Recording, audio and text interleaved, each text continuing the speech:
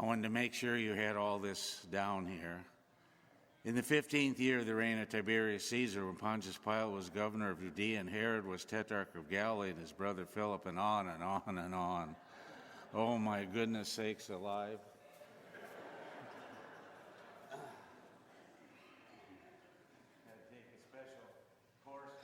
Those names down there.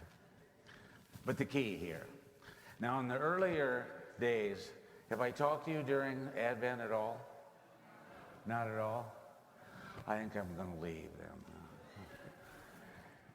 All right. When Advent started, you hear that word, Advent. And the word itself means coming, okay?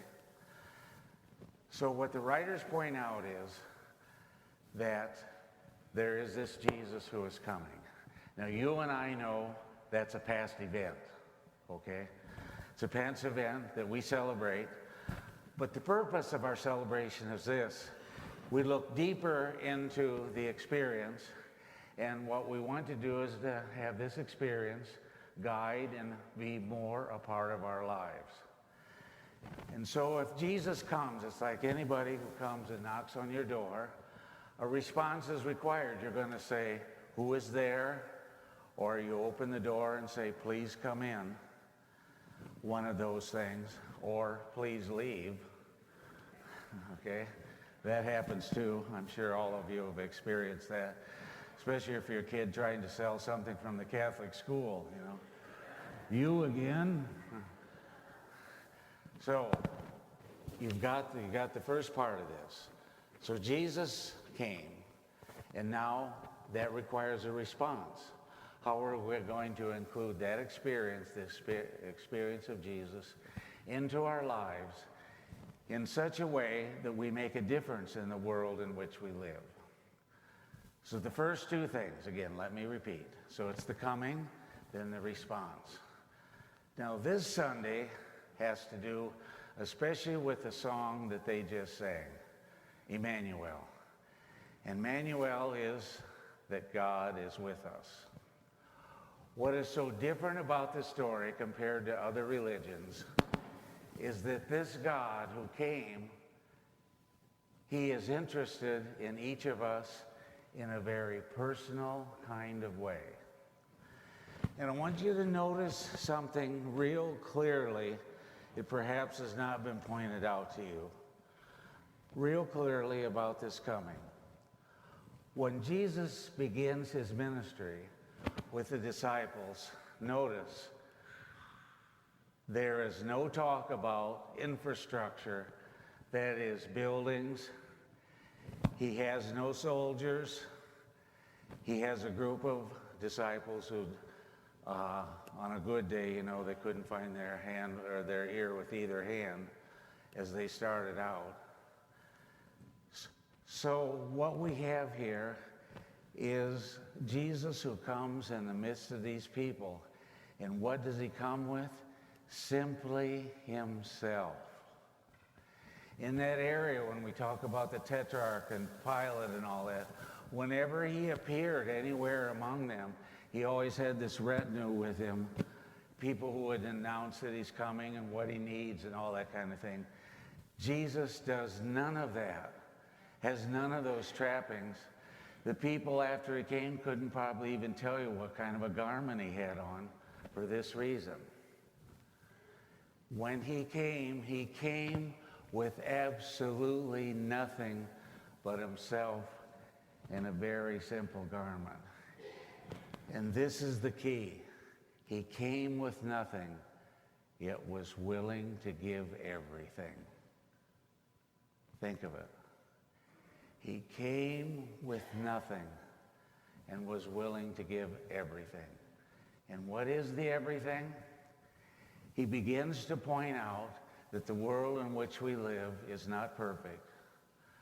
Therefore, he talks to them about the 10 Commandments.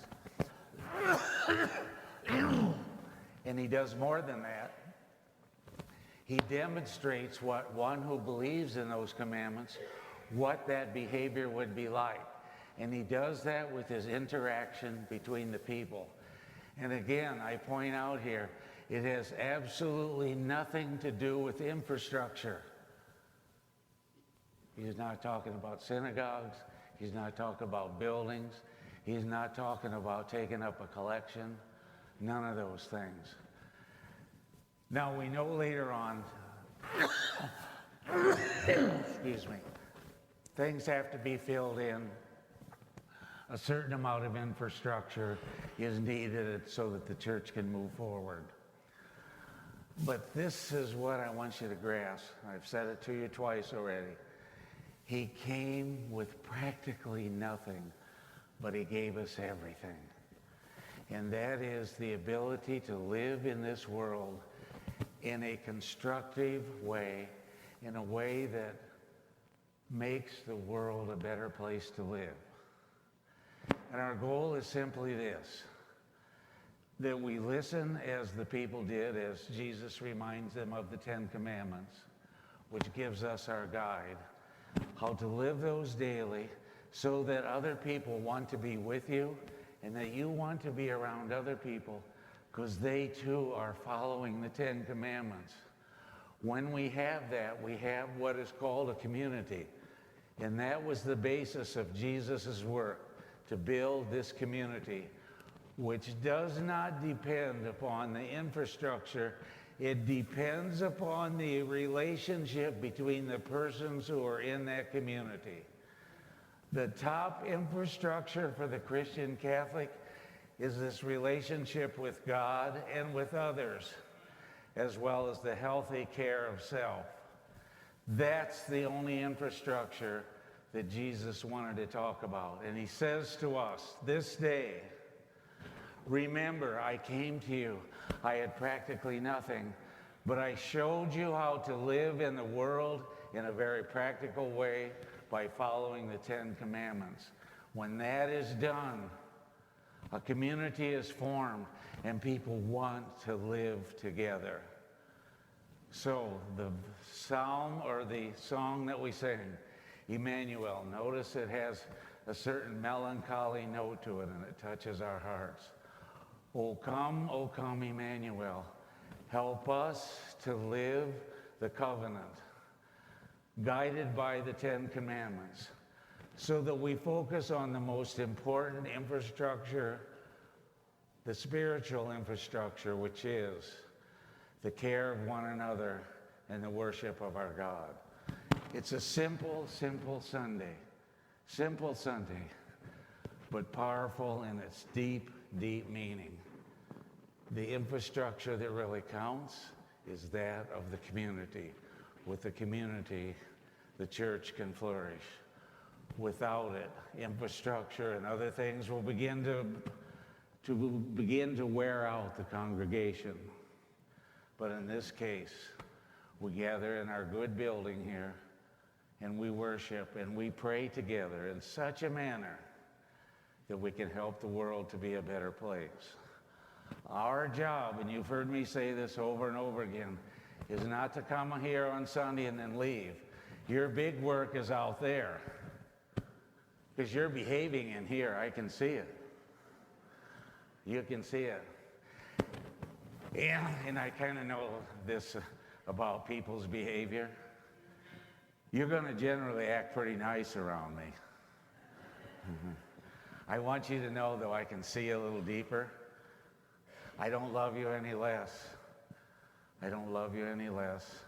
But the issue is, our community is the basic structure. At the heart of that community is Emmanuel, the God who is with us in a very intimate way, saying to us, I came with practically nothing to give you everything, and that everything is the love that I have, the community that you build will help you deal with the world in which you live. Without it, it will be empty, noisy, and like a gong, which when its ring is gone, the gong, in a sense, is gone. Our particular task is to make every effort to make sure that our community flourishes, then the rest of what it takes to be community will fall into place. The simple phrase, love one another as I have loved you.